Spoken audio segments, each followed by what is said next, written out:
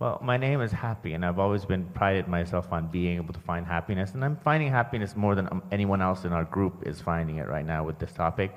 But there's other things. My hair's fallen out, which has been happening for for a year, and then that was hard when you look in the mirror and you try to fix it, and it's just like half of it's missing, and I wanted to grow back or fix it, but sometimes that damn mirror is everywhere. So, and it stresses me out. Sometimes, like, it's so weird. And and I think about happy stuff. Don't make us say this. Same thing you said before, right? Don't make us say this. Say it. So, again, a condition. My happiness is dependent upon a condition that I seemingly cannot control. And so it stresses you out. So you write in your book, a condition I can't control. A condition that I cannot right now control is a condition that's happening. It's something that I cannot control. And the reason that I want to control it is, so let's play with that just a little bit. If you could control that condition, why do you want to control it? What is the emotional reason that you want to control that condition? I want to feel pretty. Yeah.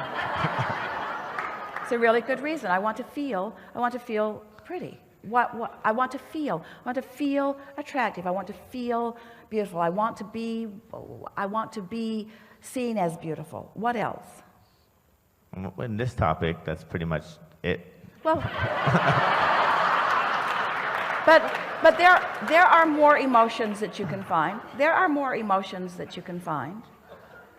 In other words, I want to feel confident. Mm-hmm. I want to feel self-assured. Mm-hmm. I want to feel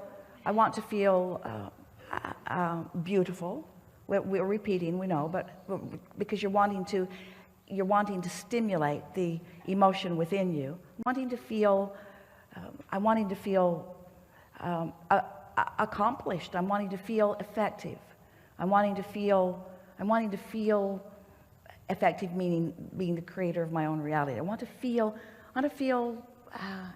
enhanced. I want to feel free. I want to feel self-appreciation. I want to feel appreciation from others. So now we've said those words, and they may just feel like words, but now maybe it's been long enough that it has distracted you from the condition that you can't control to an emotion that you can control. So then you focus upon feeling of vitality, feeling of sensuality, feeling of that feeling of lightheartedness, that feeling of really feeling good in your body, that feeling of frisky, that feeling of fun, all those emotions that revolve around relationships, that feeling of alignment, that feeling of interest, that feeling of being alive, that feeling of living life purposefully, that feeling of enhanced life, that feeling of being on vacation, that feeling of fun and clarity, that feeling. So now, were any of you listening? And did any of you take the emotional journey just a little bit? In other words, the emotional journey that distracts from the condition and accomplishes the emotional journey, which is the reason that you want the condition. So you have unconditionally shifted your energy. That's what unconditional love is. It's unconditionally shifting your energy. Now, what most want to say is, now I've done that, will my hair grow back? And we say, if you ask that too soon, no.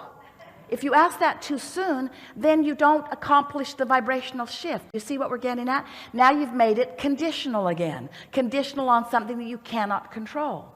But if you're able to go there and go there and go there, and enough things will happen in your day that will point to this exercise again and again and again, that by the end of the week, you will have shifted the way you feel about yourself. It will not be dependent upon anything. And then everything changes for you. The way people see you isn't about, first of all, it isn't about what you think it's about. It has in large part to do with what they've got going on vibrationally. So if you're self-conscious, you know who you predominantly attract? People who are conscious of yourself.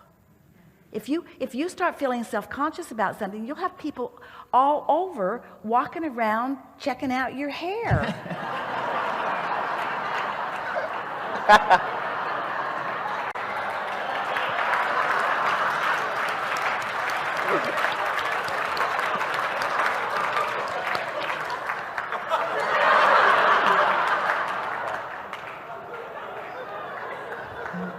Because you attract that. You attract the evidence of the thing that you worry about, you see. Oh, we are so excited about you all discovering the freedom, the ease, and the power of this unconditional alignment, because alignment is alignment with source. Alignment is alignment with energy. Alignment is wobble free. Alignment is focused upon what you want with no contradictory vibration. And when you get that kind of alignment going on, there is a leverage in that kind of alignment that can accomplish anything, no exceptions. But we are not eager to go there, because then you all say, okay, I'll do the stupid exercise in order to change the condition, and now we're right back where we were before, with you needed a condition to change, focused upon a condition which is holding you in vibrational discord to who you really are and what you really want, and then you complain that the process doesn't work when it does. So what do we say? You gotta care about how you feel, not about how much hair you have in order to get more hair. But how do you sort that out? How do you sort that out? Well, you do it by making sure that you've shifted the emotion. And before long, this is the thing that worries people from time to time. I think Abraham's just trying to get me to focus on my emotions so I don't care about my hair.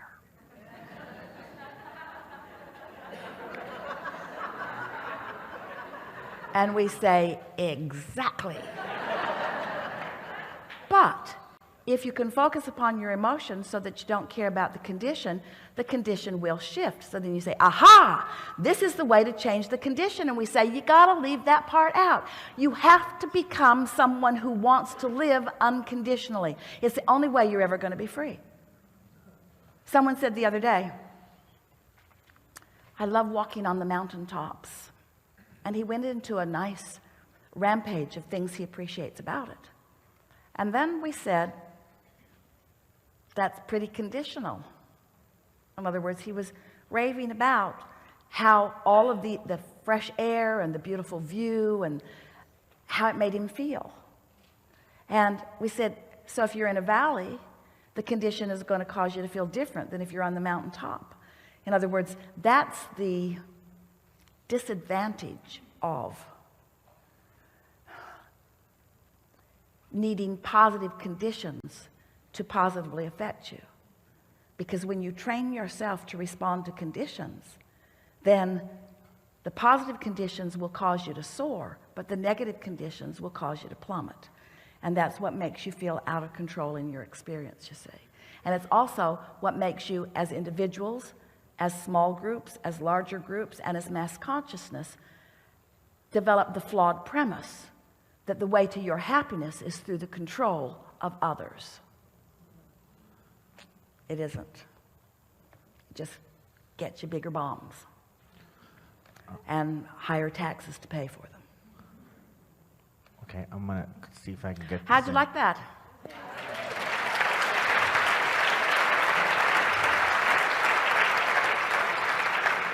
It's doable. Try it. You'll like it. You will like it. You will like this. You will like the way you feel. You will like control of the way you feel, and you will like the results of shifting the way you feel. You will like it.